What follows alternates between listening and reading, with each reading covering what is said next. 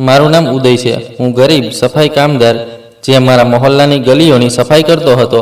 હું મારી દીકરીને શહેરની સૌથી મોંઘી પ્રાઇવેટ સ્કૂલમાં તેનું એડમિશન કરાવવા માટે લઈ ગયો હતો, કારણ કે મારી દીકરી ભણવા માંગતી હતી। જેવો હું મારી દીકરીને સ્કૂલમાં લઈ ગયો અને ત્યાં મારી મુલાકાત પ્રિન્સિપાલ સાથે થઈ તો તેણે મારા ગંદા કપડાં જોઈને એડમિશન લેવાની ના પાડી દીધી અને કહ્યું કે તું ફી નહીં આપી શકે। મેં ચૂપચાપ મારા ખિસ્સામાંથી એક ચેકબુક કાઢી અને પૂરેપૂરી ફીનો ચેક લખીને મૂકી દીધો।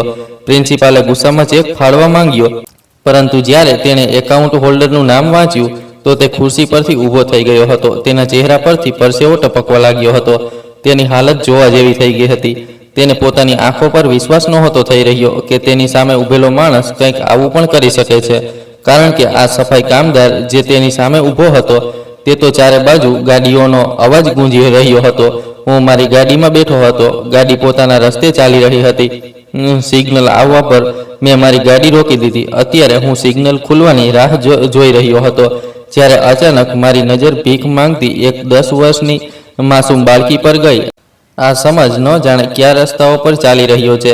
જે ઉંમરમાં બાળકોએ શિક્ષણ મેળવવું જોઈએ, રમતગમત કરવી જોઈએ, પોતાની જિંદગીને એન્જોય કરવી જોઈએ, તે ઉંમરમાં બાળકો આજે આપણને રસ્તાઓ પર ભીખ માંગતા જોવા મળે છે। હું આ છોકરીને જોઈને જ અફસોસમાં નહોતો ડૂબી ગયો, પરંતુ હું રસ્તા પર ભીખ માંગવાવાળા દરેક બાળકને જોઈને અફસોસમાં ડૂબી જાઉં છું, કારણ કે હું ઈચ્છું છું કે આપણા સમાજના દરેક બાળકનું ભવિષ્ય સોનેરી હોય, નહીં કે તેમનું ભવિષ્ય રસ્તાઓ પર ભીખ માંગીને બરબાદ થઈ રહ્યું હોય। આ એક માસૂમ છોકરી હતી જે કેટલાક જૂના કપડામાં આવતા જતા લોકોને રોકી રહી હતી, તેમની આગળ હાથ ફેલાવી રહી હતી, તેમની પાસેથી પૈસા લઈને પોતાના હાથમાં રહેલા મેલા થેલામાં મૂકી રહી હતી। તેના ચહેરા પર આખા જમાનાની ધૂળ માટી ચોંટેલી હતી। એવું લાગતું હતું ન જાણે ક્યારથી આણે પેટ ભરીને જમવાનું પણ નહીં ખાધું હોય, ન જાણે કેમ કઈ મજબૂરીઓના કારણે આના માતા પિતાએ આને રસ્તા પર આ રીતે ભીખ માંગવા માટે છોડી દીધી હતી, અથવા તો પછી આ પોતાની મરજીથી જ ભીખ માંગી રહી હતી। તે ધીરે ધીરે ચાલતી રસ્તો ક્રોસ કરી રહી હતી અને પછી તે સાઈડ પર આવી ગઈ હતી, જ્યાં હું મારી ગાડી રોકીને ઊભો હતો। તે મારાથી આગળવાળી ગાડીમાં ગાડીનો કાચ ખખડાવીને પૈસા માંગી રહી હતી। જેવું સિગ્નલ ખુલ્યું અને ગાડી આગળ વધી, મેં તરત તેને રોકીને પૈસા આપવા માંગ્યા, પરંતુ તે મને જોયા વગર જ આગળની તરફ વધી ગઈ હતી। ત્યારબાદ થોડે દૂર જઈને મેં તેને ઘણી શોધી, પરંતુ તે મને ક્યાંય ન દેખાઈ। મને અફસોસ થયો કે હું તેની મદદ ન કરી શક્યો। પછી હું પણ આગળ વધી ગયો। હું એક આઈપીએસ ઓફિસર છું, એક ઈમાનદાર આઈપીએસ ઓફિસર જેણે ક્યારેય પણ અપરાધને અદેખું નથી કર્યું। હું મારી મહેનતના દમ પર આજે આ પદ પર તૈનાત છું। મારા પરિવારમાં મારી એક નાની બહેન સિવાય આ દુનિયામાં મારા કોઈ પણ નથી। આમ તો આ દુનિયામાં અનેક પ્રકારના અપરાધ થાય છે। એક અપરાધ ભોળા લોકોને બેવકૂફ બનાવવાનો પણ હોય છે। સરકાર, મિનિસ્ટર, મોટા મોટા એવા લોકો હોય છે જે અનેક પ્રકારના કૌભાંડોમાં સામેલ હોય છે, જેનાથી આપણા દેશની અર્થવ્યવસ્થા ખરાબ થઈ રહી છે। સૌથી મોટો મુદ્દો આવે છે આપણા દેશના યુવાનો અને બાળકોના ભણતરનો મુદ્દો, જ્યાં અમીર માતા પિતાના બાળકો મહેનત કર્યા વગર જ આગળ વધી જાય છે અને ગરીબ માતા પિતાના બાળકો સારા શિક્ષણ માટે તરસતા રહી જાય છે। આવા ઘણા બધા મુદ્દા મારી સામે આવ્યા। મેં વિચાર્યું કે મારે કંઈ પણ કરીને તે સ્કૂલ અને કોલેજનો કાલો ચિઠ્ઠો ખોલીને રાખવો પડશે, જ્યાં ગરીબ અને સમજદાર બાળકોના શિક્ષણ સાથે રમત રમવામાં આવી રહી છે। હું આ પ્રકારના કોઈ કેસની તપાસ કરી જ રહ્યો હતો, જ્યારે મારી મુલાકાત ફરીથી એ જ બાળક સાથે થઈ જે ફરીથી મારી કામયાબીનો એક જીવતો જાગતો રસ્તો બની ગઈ હતી। હું મારા ઘરેથી નીકળી રહ્યો હતો, જ્યારે પાછળથી મારી બહેને મને બૂમ પાડી, ભૈયા, આજે તમે ફરીથી ભૂલી ગયા શું? મેં રોકાઈને ધ્યાનથી તેની વાત સાંભળી અને મગજમાં દોડાવ્યું કે હું શું ભૂલી રહ્યો છું। ત્યારે મારી બહેને મારા ખભા પર આવીને હાથ મૂકી દીધો અને કહેવા લાગી, ભૈયા, તમને યાદ નથી? તમે મને વચન આપ્યું હતું કે જ્યારે હું પાસ થઈ જઈશ તો તમે મને રેસ્ટોરન્ટમાં જમવા લઈ જશો। તમને ખબર છે કે હું મારા કોઈ મિત્ર વગેરેની સાથે પાર્ટી નથી કરતી અને ન તો ઘરની બહાર વધારે નીકળું છું। મારું ચેન સુકૂન તો તમે જ છો। હું માત્ર તમારી સાથે જ સમય વિતાવું છું।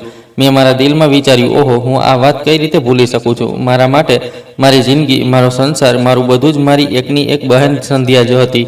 મમ્મી પપ્પાના મર્યા પછી તેનું ધ્યાન રાખવાવાળો માત્ર હું જ હતો। તે અત્યારે ભણી રહી હતી। મેં વિચારી રાખ્યું હતું કે હું જલ્દી જ તેના લગ્ન કોઈ સારા છોકરા સાથે કરાવી દઈશ। હું તેની દરેક ઈચ્છા પૂરી કરતો હતો। મેં કહ્યું, સોરી, હું ભૂલી ગયો હતો। મારું તને વચન રહ્યું, હું રાત્રે આજે જલ્દી ઘરે આવી જઈશ અને પછી આપણે લોકો એકસાથે ડિનર કરીશું। મારી બહેન મારી વાત સાંભળીને ખુશ થઈ ગઈ હતી.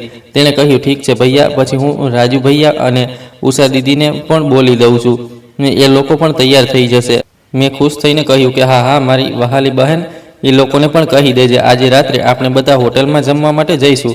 ઉષા અને રાજુ અમારા ઘરના નોકર હતા અને મારી બહેનના ફેવરિટ નોકર, જે માત્ર અમારા ઘરના નોકર જ નહોતા, અમારા પરિવારના સભ્ય પણ બની ગયા હતા. ઉષા અને રાજુ સંધ્યાનું ખૂબ ધ્યાન રાખતા હતા.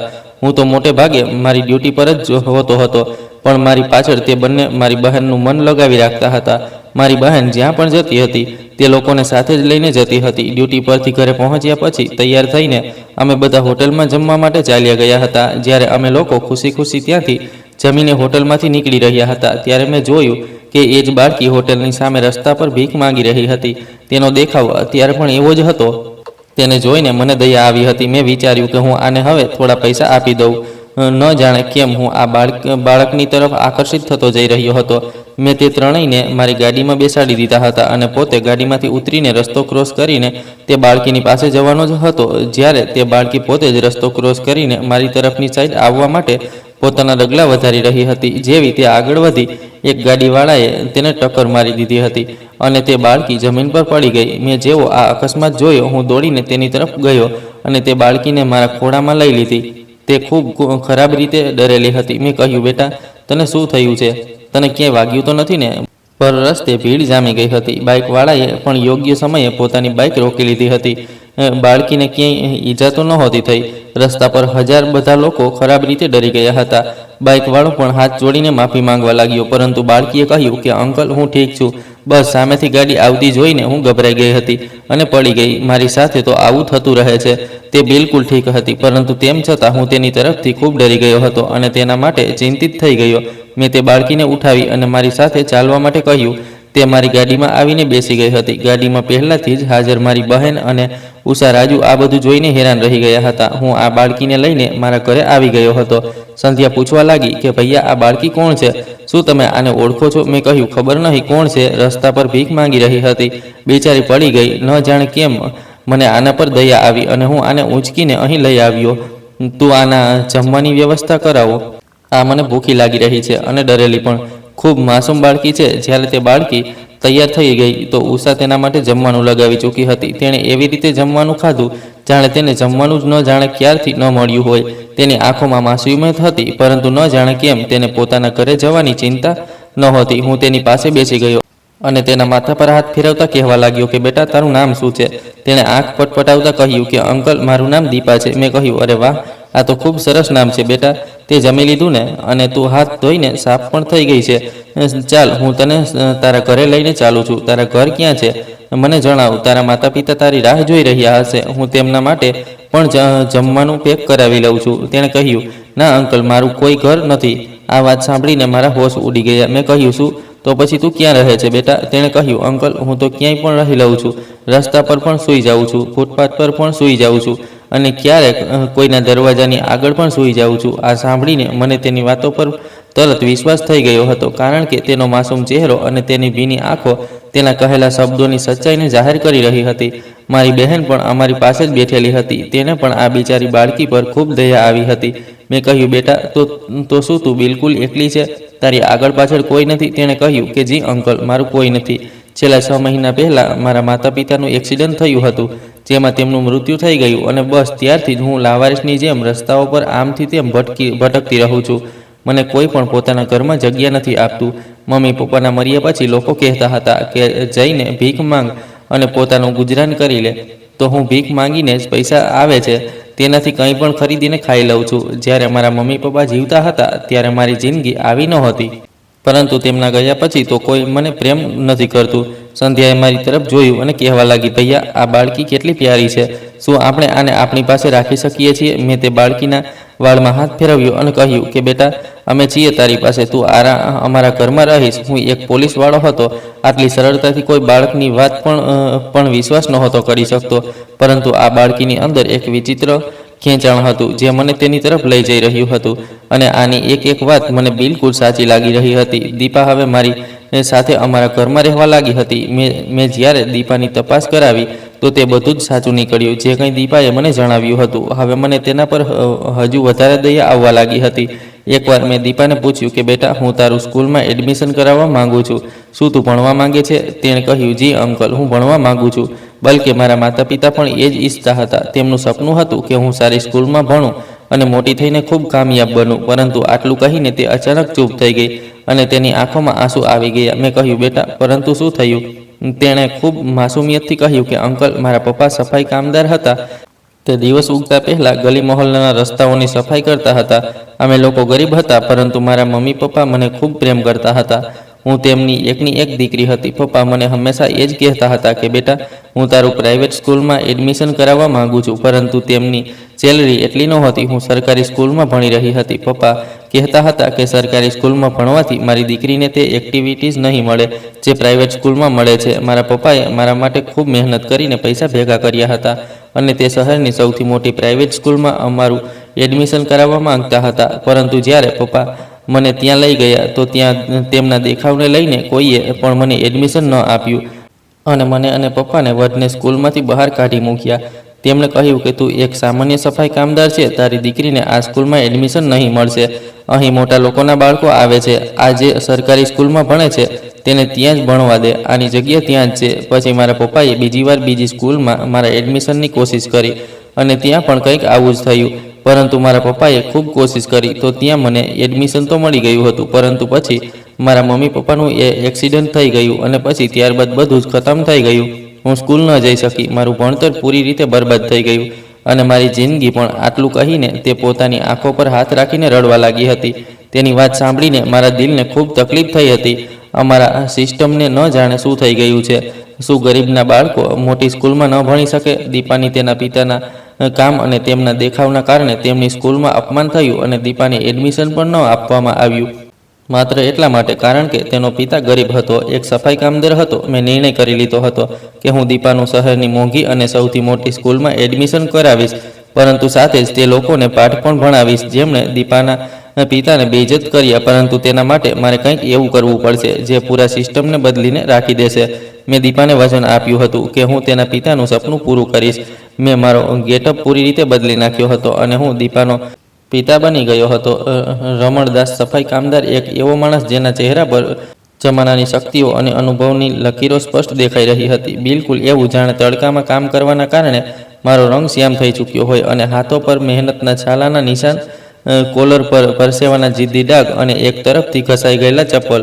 માથા પર એક મેલો રૂમાલ બાંધી લીધો જેથી કપાળ પરથી વહેવાવાળો પરસેવો આંખોમાં બળતરા પેદા ન કરે. હું હાથમાં ઝાડુ લઈને સવારે વહેલા ગલીઓ સાફ કરવા માટે નીકળી ચૂક્યો હતો જેથી લોકો મને એક સફાઈ કામદાર સમજવા લાગે અને મારી એકની એક દીકરી બની ચૂકી હતી દીપા. તેણે પણ એક સફેદ રંગનું સિમ્પલ ફ્રોક પહેરી રાખ્યું હતું જે પહેરીને તે મારા ઘરે આવી હતી. તેના વાળમાં બે નાની નાની ચોટલી હતી જેમાં લાલ રંગના સસ્તા પોનીટેલ નાખેલા હતા. દીપાની આંખોમાં આજે એક વિચિત્ર ચમક અને ખુશી હતી કારણ કે આજે તે મારી સાથે તે મોટી સ્કૂલમાં જઈ રહી હતી જ્યાં તેના પિતાનું અપમાન કરવામાં આવ્યું હતું. હું બે પૈડા વાળી રિક્ષામાં બેસીને દીપાને લઈને નીકળી ગયો હતો. રસ્તાઓ સાફ સુથરા થઈ ગયા હતા. ફૂટપાથો પર સુંદર ઝાડ અને ફૂલોની ક્યારીઓ જોવા મળી રહી હતી અને ટ્રાફિકનો અવાજ પણ ધીમો પડી થઈ ગયો હતો. અહીં જૂની ખટારા વેગન્સ અને બસોની જગ્યા ચમકતી અને લાંબી ગાડીઓએ લઈ લીધી હતી. મર્સિડીઝ, ઓડી અને લેન્ડ ક્રુઝર જેવી ગાડીઓ રસ્તા પર એવી રીતે તરી રહી હતી જાણે પાણી પર હોડીઓ. આ ચમકતી ગાડીઓની વચ્ચે આ જૂની રિક્ષામાં બેસીને જઈ રહ્યો હતો એક વિચિત્ર અને અજાણ્યો માણસ લાગી રહ્યો હતો કારણ કે મને આવા દેખાવમાં કોઈ નહોતું જાણતું, કોઈ ઓળખી નહોતું શકતું. પાસેથી પસાર થવાવાળા કાર સવાર પોતાની એર કન્ડિશન ગાડીઓના બંધ કાચની પાછળથી મને નફરતભરી નજરોથી જોઈ રહ્યા હતા જાણે મેં આ રસ્તા પર આવીને કોઈ ગુનો કરી દીધો હોય. ઘણીવાર તો તેજ રફતાર ગાડીઓએ મારી રિક્ષા પાસેથી પસાર થતાં જોરથી હોર્ન વગાડ્યું હતું. મેં જોયું હતું કે રિક્ષાવાળાને પણ લોકો કંઈક આવી જ નજરોથી જોઈ રહ્યા હતા. તે હોર્ન એટલે વાગી રહ્યા હતા જેથી રિક્ષા રસ્તા પરથી હટી જાય. રિક્ષાવાળો ખૂબ ધીરજ અને શાંતિ સાથે પોતાની લાઇનમાં રિક્ષા ચલાવતો રહ્યો. મારા દિલમાં પણ એક નિર્ણય હતો જે આ અમીર લોકોની હરકતભરી નજરોથી ક્યાંય વધારે મજબૂત હતો. લગભગ અડધો કલાકની મુસાફરી પછી અમે શહેરની સૌથી ફેમસ અને મોંઘી સ્કૂલમાં આવી ગયા હતા જેનું નામ હતું એન્ટી ગ્રામર સ્કૂલ. અમે ત્યાંના ગેટની સામે પહોંચી ગયા હતા.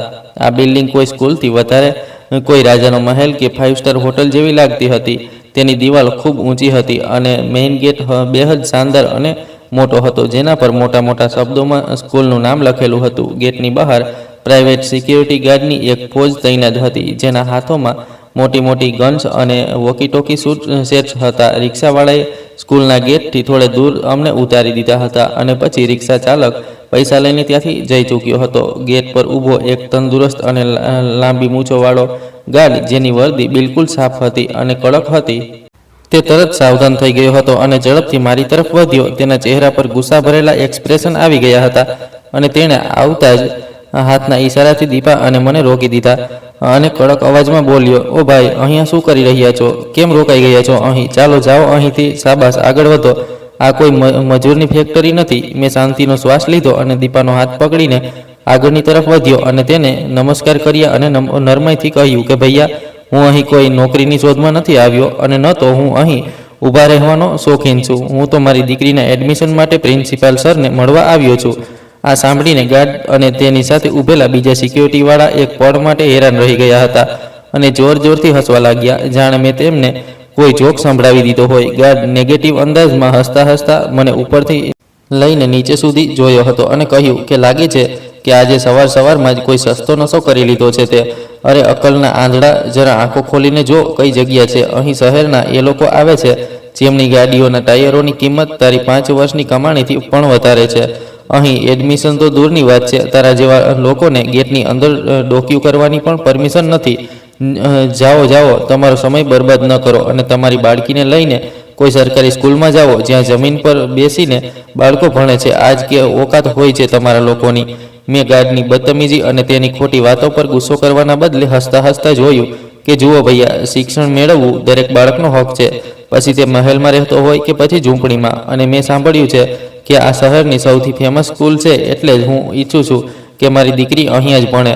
તમે મહેરબાની કરીને મને અંદર જવાની રજા આપી દો, તો હું પ્રિન્સિપાલ સર સાથે જાતે વાત કરી લઈશ. જો તેમણે ના પાડી દીધી તો હું અહીંથી ચાલ્યો જઈશ. ગાર્ડનો વ્યવહાર હજુ વધારે કડક થઈ ગયો અને તેણે મને હાથથી પકડીને ધક્કો મારવાની કોશિશ કરી. શું શરાફતની ભાષા તને સમજ નથી આવતી? લાગે છે દંડાના જોરે સમજાવવું પડશે. હજુ અમે દલીલ કરી જ રહ્યા હતા કે અંદરથી સ્કૂલનો એડમિનિસ્ટર બહાર નીકળી આવ્યો. આ એક મિડલ એજનો માણસ હતો, જેણે 3-piece સૂટ પહેરી રાખ્યો હતો અને આંખો પર મોંઘા ચશ્મા લગાવેલા હતા. તેણે અકળાઈને પૂછ્યું કે આ કેવો શોર મચાવી રાખ્યો છે. ગેટ પર ગાર્ડ તરફ પાછળ ફરીને જોયું અને ફરિયાદ કરવાના અંદાજમાં કહ્યું કે સર, આ મજૂર જીદ કરી રહ્યો છે કે આને પ્રિન્સિપાલ સાહેબને મળવું છે અને કહે છે કે આ સ્કૂલમાં પોતાની દીકરીનું એડમિશન કરાવવું છે. હું આને ક્યારનો સમજાવી રહ્યો છું કે આ જગ્યા આની ઓકાતની બહાર છે, પરંતુ આ માની જ નથી રહ્યો. એડમિનિસ્ટ્રેશન મને અપમાનભરી નજરોથી જોયો. મારે મેલા કપડાં, વિખરેલા વાળ અને જૂના ચપ્પલ જોઈને તેણે નાક ચડાવ્યું, જાણે તેને મારી અંદરથી ખૂબ દુર્ગંધ આવી રહી હોય. તેણે બેહદ રૂખા અને ઠંડા અંદાજમાં કહ્યું કે જાઓ, અભણ માણસ, અમારી સ્કૂલના નિયમો અને અસૂલ ખૂબ કડક છે. આ સ્કૂલનું લેવલ ખૂબ ઊંચું છે. અહીં એડમિશન ફોર્મની કિંમત જ લગભગ 10,000 રૂપિયા છે, જે કદાચ તારી મહિનાભરની બચત હશે. તું કેમ અહીં પોતાનો અને અમારો ટાઈમ બરબાદ કરી રહ્યો છે? અહીં તારી દાળ નહીં ગળવાની. ચાલો જાઓ અહીંથી. મેં ચૂપચાપ મારા ખિસ્સામાંથી એક જૂનું પાકીટ કાઢ્યું અને તેમાં વળેલા તૂટેલા નોટ કાઢીને ગણ્યા. આ મારા હાથોની મહેનતની કમાણી હતી. મેં 10,000 રૂપિયા પૂરા કરીને સીધા એડમિનિસ્ટ્રેટરની તરફ ધર્યા અને કહ્યું કે આ લો સર, ફોર્મના પૈસા. બાકી ફીનો પણ ઉપરવાળો કોઈને કોઈ રસ્તો કાઢી આપશે. તમે બસ મને એકવાર પ્રિન્સિપાલ સરને મળવાની રજા આપી દો. હું વચન આપું છું કે તમને ફરિયાદનો મોકો નહીં આપીશ. એડમિનિસ્ટ્રેટરે એ નોટોને જોઈને દંગ જ રહી ગયો હતો. તેને આશા નહોતી કે એક સામાન્ય ગલીઓમાં ઝાડુ મારવાવાળો જલ્દીથી આટલી કમાણી કાઢી દેશે. કદાચ મારી જીદ અથવા મારી આંખોમાં રહેલી સચ્ચાઈએ તેને આવું કરવા પર મજબૂર કરી દીધો હતો. તેણે વિચાર્યું કે ચાલ, આને અંદર મોકલી દઉં છું. પ્રિન્સિપાલ સર પોતે જ આને 2 મિનિટમાં બગાડી દેશે અને તેની જાન છૂટી જશે. તેણે ગાર્ડને ઈશારો કર્યો કે આને અંદર જવા દો. ગાર્ડે બબડતા ગેટ ખોલ્યો અને મેં દીપાનો હાથ પકડ્યો. આ મોટી બિલ્ડિંગમાં પહેલું પગલું મૂક્યું. અંદરનું વાતાવરણ બહારની દુનિયાથી બિલકુલ અલગ અને હેરાન કરી દેનારું હતું. ચારે બાજુ હરિયાળી જ હરિયાળી. સુંદર ફૂલ અને લીલું લીલું ઘાસ જોવા મળી રહ્યું હતું. બિલ્ડિંગ પૂરી રીતે એક એર કન્ડિશનર હતી. જેવો હું દીપાની સાથે અંદર દાખલ થયો તો ઠંડી હવાના ઝોકાએ મારું સ્વાગત કર્યું હતું અને પરસેવાની દુર્ગંધ મોંઘા પરફ્યુમની સુગંધમાં દબાઈ ગઈ હતી.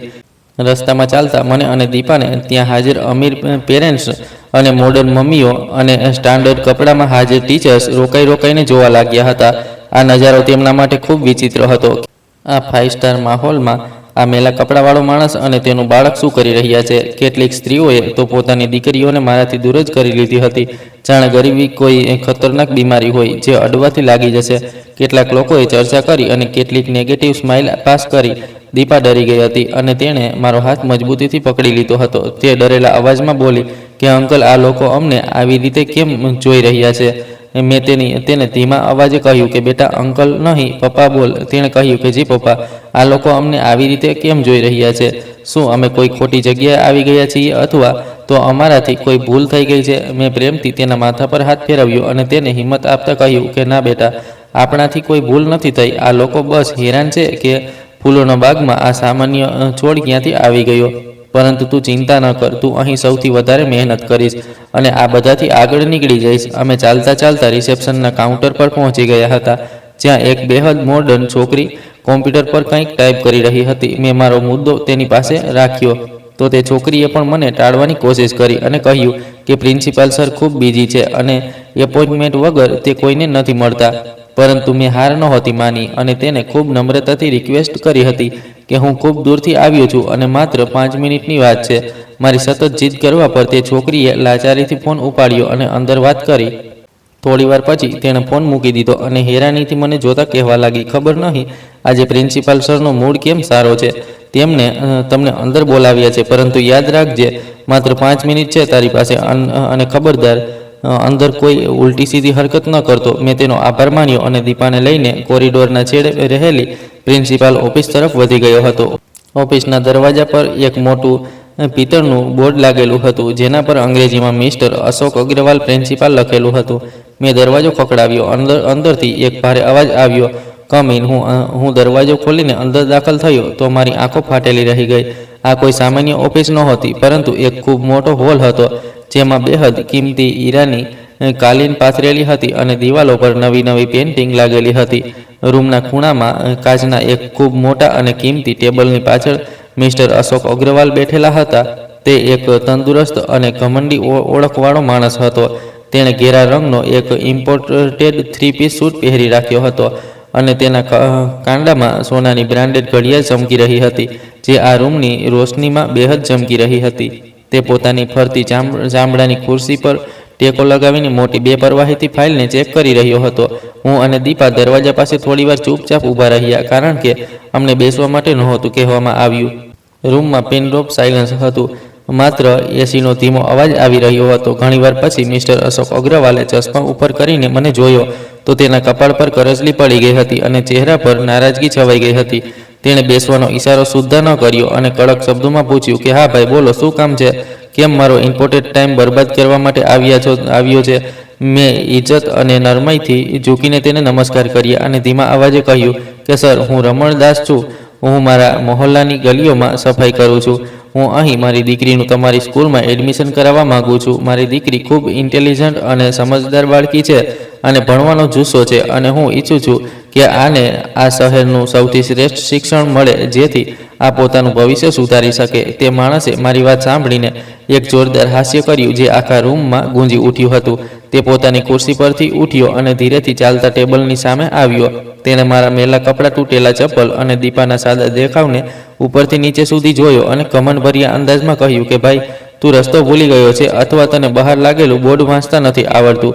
આ શહેરની સૌથી મોટી એન્ટી ગ્રામર સ્કૂલ છે, કોઈ અનાથ આશ્રમ નહીં.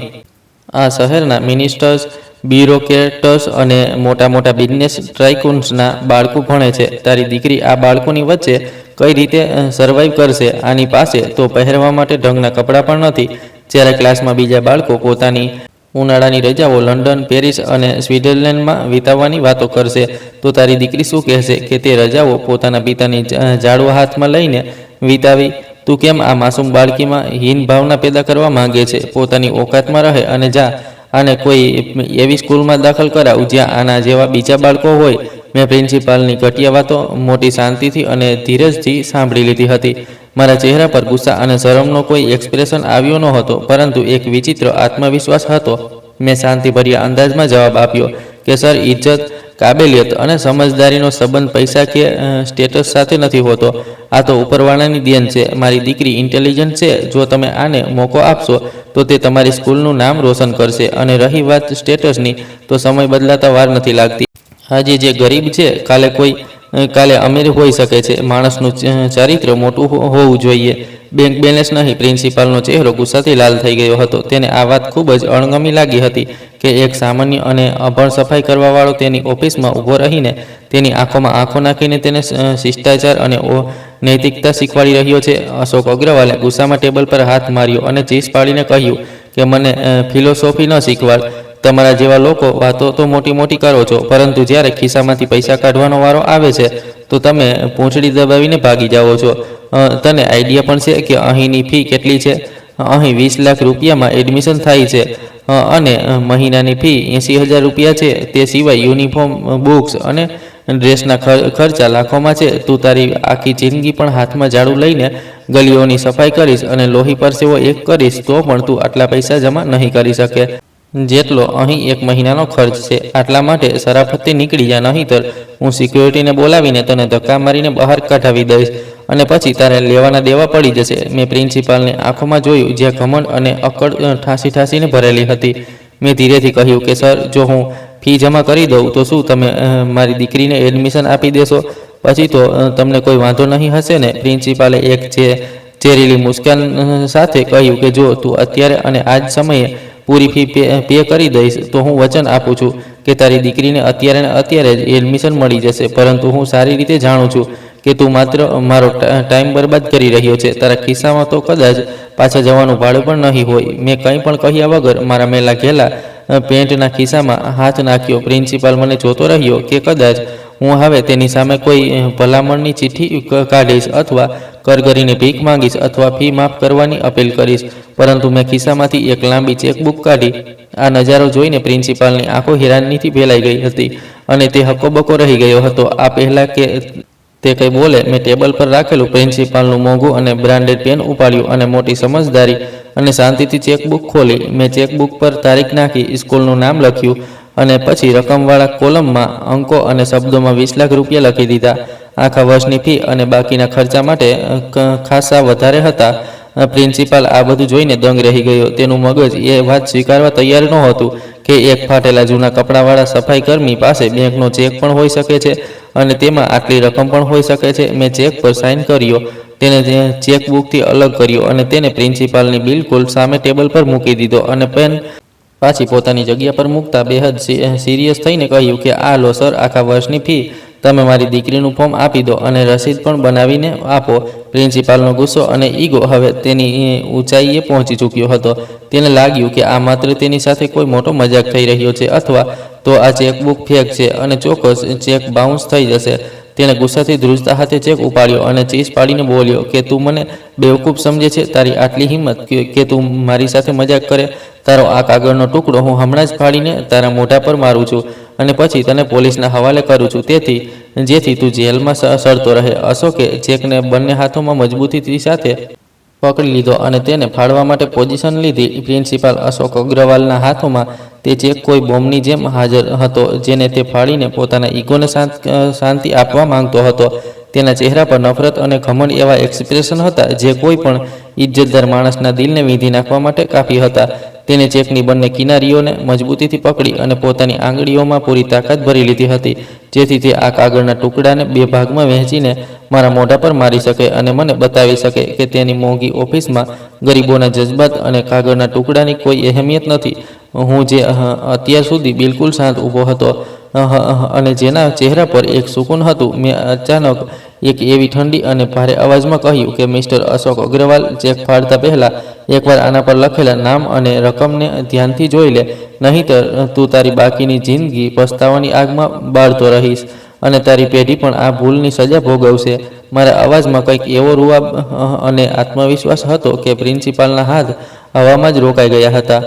જો કે તે ગરીબ અને સામાન્ય સફાઈ કર્મીની ધમકી પર રોકાવાવાળો માણસ નહોતો, પરંતુ એ જ પળે મારી આંખોમાં રહેલી ચમક અને શબ્દોની ધાર એ તેને ન ઈચ્છવા છતાં પણ રોકવા પર મજબૂર કરી દીધો.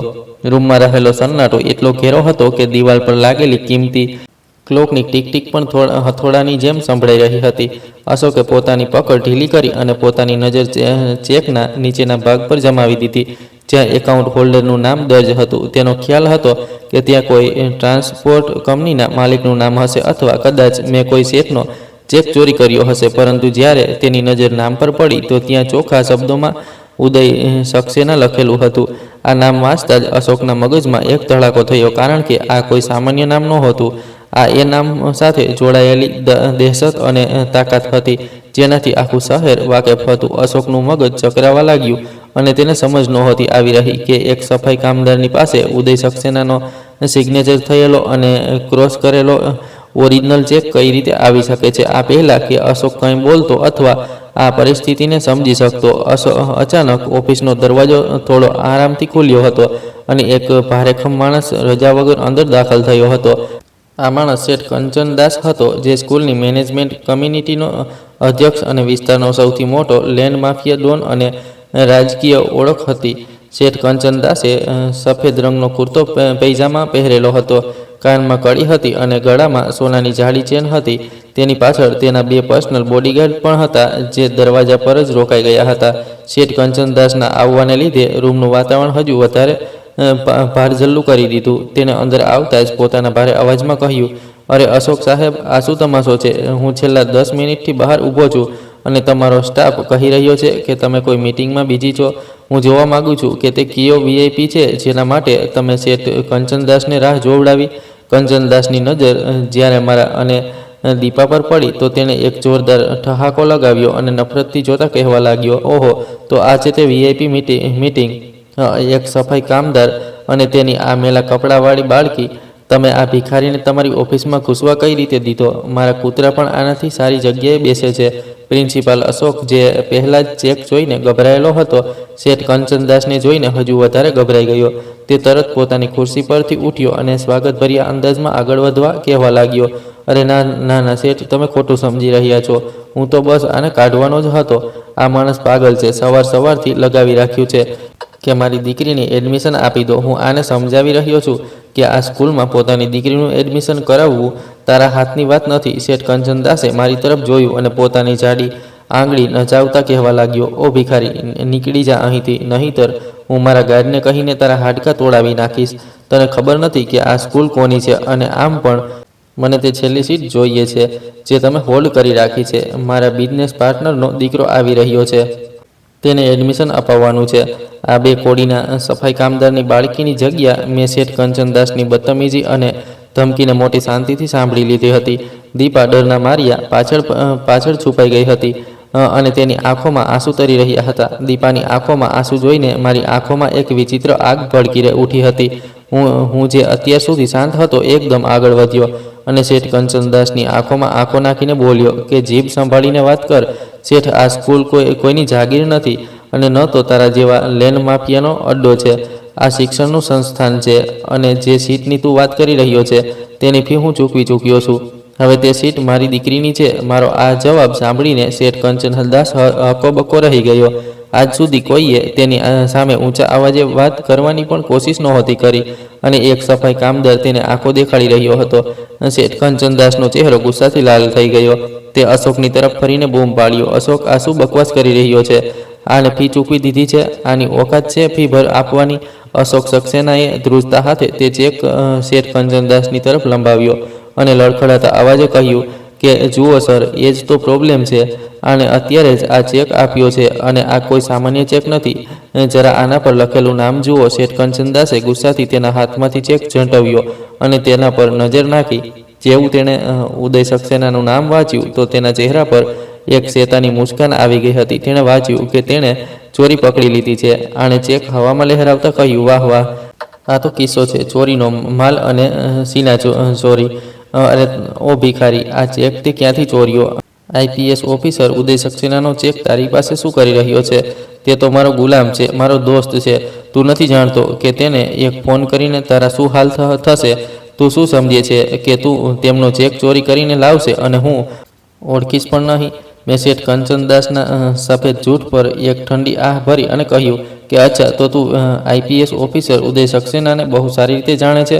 શેઠ કંચનદાસે અક્કડમાં પોતાની બાઈઓ ઉપર ચડાવી અને ગર્વભર્યા અંદાજમાં બોલ્યો કે હા, તે મારો દોસ્ત છે, બહુ જૂનો. અરે, તે મારા ભાઈઓ જેવો છે. કાલે રાત્રે જ તેની સાથે મારી વાત થઈ છે. હું અત્યારે અને આ જ સમયે તેને ફોન કરીને તારી ફરિયાદ કરું છું. તેમનો એક ચેક ચોરી થઈ ગયો અને તે ચેક તારા જેવા ભિખારી કર્મચારીઓ પાસે શું કરી રહ્યો છે? પછી જો તારું શું હાલ થાય છે. પોલીસ સ્ટેશનમાં લઈ જઈને એવો સીધો કરીશ કે તું હાથમાં ઝાડુ લઈને જેલના ખૂણે ખૂણાની સફાઈ કરતો ફરીશ. મેં શાંતિથી ખુરશી ખેંચી અને તેના પર બેસી ગયો. મારો અંદાજ એટલો કોન્ફિડન્સ ભર્યો અને નીડર હતો કે કંચનદાસ પણ એક પળ માટે ચોંકી ગયો. મેં કહ્યું, લગાવ ફોન, અત્યારે જ લગાવ. હું પણ જોવા માંગુ છું કે તારી આઈપીએસ ઓફિસર ઉદય સક્સેના સાથે કેટલી દોસ્તી છે. અને હા, સ્પીકર ઉપર લગાવજે જેથી હું પણ સાંભળી શકું. આ ચેલેન્જ સાંભળીને શેઠ કંચનદાસ ફસાઈ ગયો હતો. તે માત્ર લાંબી ફેંકી રહ્યો હતો. તેનો મારી સાથે દૂર દૂર સુધી કોઈ વાસ્તો નહોતો, બલ્કે આજે મારી પહેલીવાર તેની સાથે મુલાકાત થઈ હતી. કારણ કે હું એક બેહદ ઈમાનદાર અને સિદ્ધાંતવાદી માણસ હતો, જે શેઠ કંચનદાસ જેવા લોકોને મોઢે નહોતો લગાવતો. પરંતુ હવે પોતાની ઇજ્જત બચાવવા માટે શેઠ કંચનદાસે મોબાઈલ કાઢ્યો અને એક નાટક કરવા માટે તેણે ફોન કાન પર લગાવ્યો અને ખોટી વાતો કરવા લાગ્યો. હેલો જી ઉદય સાહેબ, હું કંચનદાસ વાત કરી રહ્યો છું. જી, એ જ તકલીફ છે. એક ચોર તમારો ચેક લઈને આવ્યો છે. હું તેની સામે બેઠો મુસ્કુરાઈ રહ્યો હતો અને મારી આ મુસ્કાન શેઠ કંચનદાસને ઝેરી લાગી રહી હતી. મેં અચાનક ટેબલ પર જોરથી હાથ માર્યો, જેનાથી શેઠ કંચનદાસનો મોબાઈલ હાથમાંથી પડતા બચ્યો હતો. મેં તેજ અવાજમાં કહ્યું કે બસ કર આ નાટક શેઠ. આઈપીએસ ઓફિસર ઉદય સક્સેના આ સમયે ફોન નથી ઉપાડી શકતો કારણ કે તે આ સમયે એક ખૂબ જ અહેમ મિશન પર છે અને તારા જેવા જૂઠા અને મક્કાર લોકો તેની આસપાસ પણ નહીં ભટકી શકતા. શેઠ કંચનદાસે ગુસ્સાથી ફોન ખિસ્સામાં નાખ્યો અને પોતાના ગાર્ડને બૂમ પાડી, અંદર આવો અને આના ટાંટિયા તોડી નાખો. હું પોલીસને પછી જોઈ લઈશ. આજે હું આને જીવતો નહીં છોડીશ. દરવાજા પર ઊભેલા ગાર્ડ બંદૂક તાકીને અંદર દાખલ થયા. આ જોઈને દીપા ચીસો પાડીને રડવા લાગી હતી. વાતાવરણ બેહદ તંગ થઈ ગયું હતું. પ્રિન્સિપાલ અશોક અગ્રવાલ ટેબલની નીચે છુપાવવાની કોશિશ કરવા લાગ્યો. હું મારી જગ્યા પરથી ઊભો થઈ ગયો. આ વખતે મારી આંખોમાં એક ગુસ્સો હતો જે કોઈ સિંહની આંખોમાં હોય છે. મેં ગાર્ડની તરફ આંગળી ઉઠાવી અને એવા ગર્જનાભર્યા અવાજમાં રોકાઈ જાઓ કહ્યું કે ગાર્ડના પગ પોતાની મેળે જ રોકાઈ ગયા હતા. મેં શેઠ કંચનદાસની તરફ ડગલું ભર્યું અને કહ્યું કે કંચનદાસ, તું તાકાતના નશામાં અંધ થઈ ચૂક્યો છે. તું સમજે છે કે દોલત અને બંદૂકના જોરે તું શિક્ષણના મંદિરને પોતાની જાગીર બનાવી લઈશ. તે આ પ્રિન્સિપાલની સાથે મળીને ગરીબોનો હક માર્યો છે, સ્કૂલની જમીન પર કબજો કર્યો છે. મને તારા કાળા કારનામાની પૂરી ફાઇલ મળી ચૂકી છે. શેઠ કંચનદાસ હેરાન રહી ગયો કે સફાઈ કામદારને આ બધું કઈ રીતે ખબર અને આનામાં આટલી હિંમત ક્યાંથી આવી.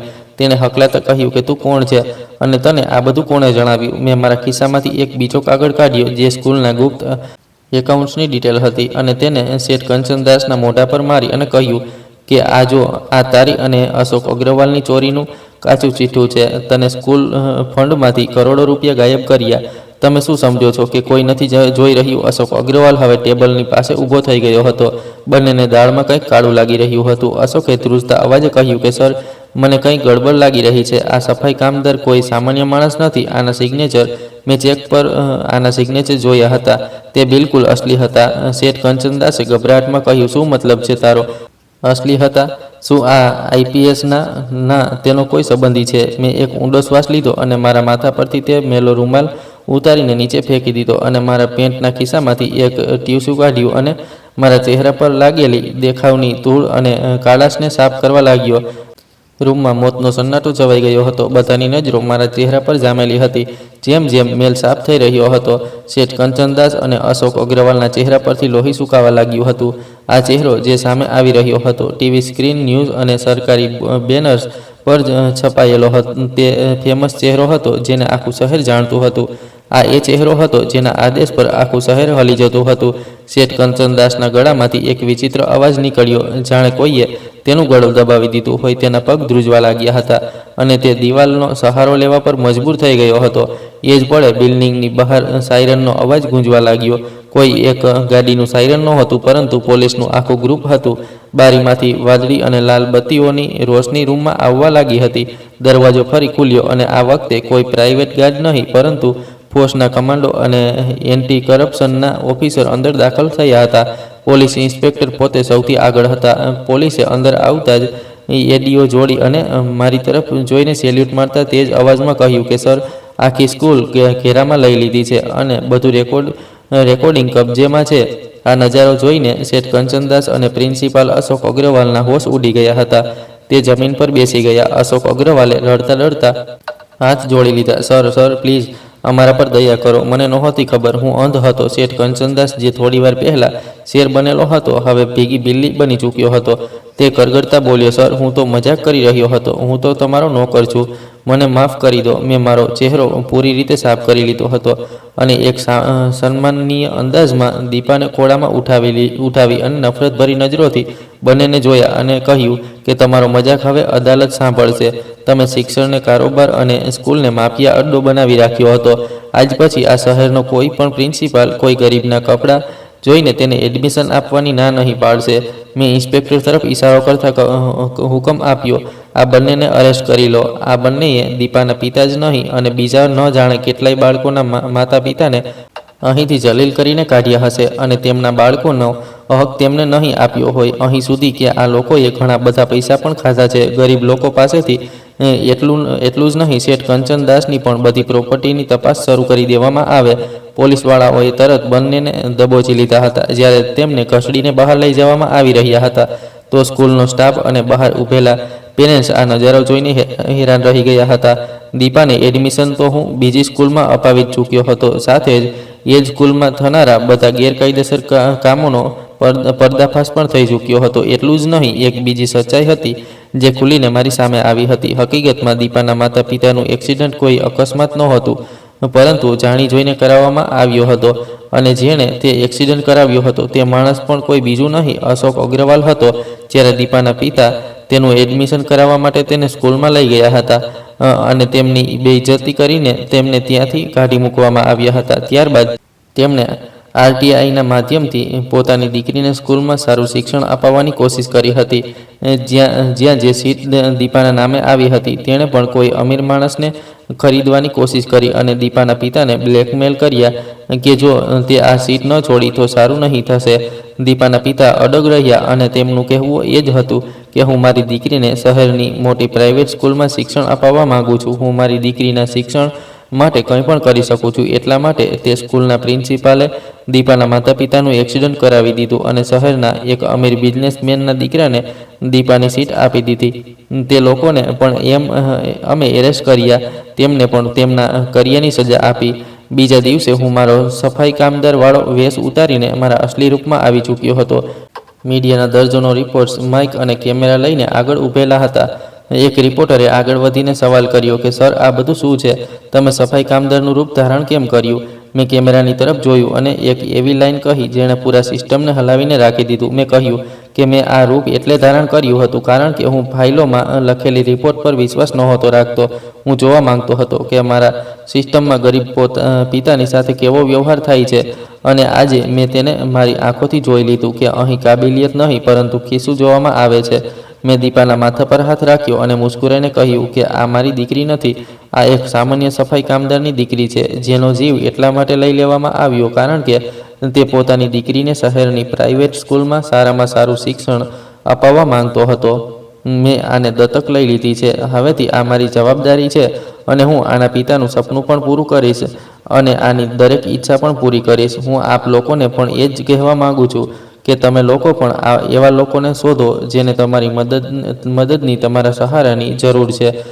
જો આ બાળકી મને રસ્તા પર ભીખ માંગતી ન દેખાતી અને હું આની દુઃખદ દાસ્તાન ન સાંભળત તો કદાચ આજે આ ગલી રસ્તાઓ પર પોતાનું બાળપણ બરબાદ કરી રહી હોત, પોતાનું આવનારું ભવિષ્ય પણ ખરાબ કરી રહી હોત. કારણ કે આ બધું કરવું આનો શોખ નહીં પરંતુ આની બહુ મોટી મજબૂરી હતી. આપણા સમાજમાં અશોક અગ્રવાલ જેવા જ નહીં પરંતુ ન જાણે કેટલાય એવા પ્રિન્સિપાલ છે જે માણસના કપડાઓને જુએ છે અને પિતાના બૂટ પર લાગેલી માટીને જોઈને એ નક્કી કરે છે કે તે પોતાના બાળકોના ભણતરનો ખર્ચ નથી ઉપાડી શકતો.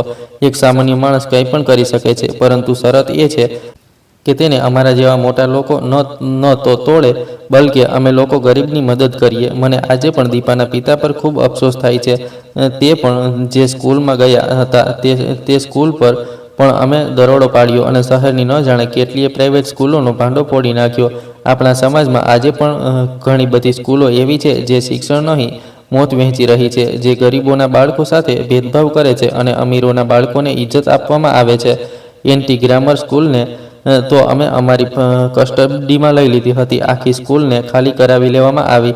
કંચનદાસ અને અશોક અગ્રવાલ જેવા ઘણા બધા લોકોને પકડવામાં આવ્યા. તેમની વિરુદ્ધ કાર્યવાહી શરૂ કરવામાં આવી અને કડક નિયમ લાગુ કરવામાં આવ્યો કે જો કોઈ પણ પ્રાઇવેટ સ્કૂલમાં ગરીબના બાળકને એડમિશન ન આપવામાં આવ્યું અથવા તો તે લોકો પાસેથી વધારે કિંમત વસૂલવામાં આવી તો તે સ્કૂલને બંધ કરી દેવામાં આવશે. કારણ કે ઘણીવાર સ્કૂલોમાં બાળકોની સમજદારી કરતાં વધારે પિતાનું બેંક બેલેન્સ ચેક કરવામાં આવે છે.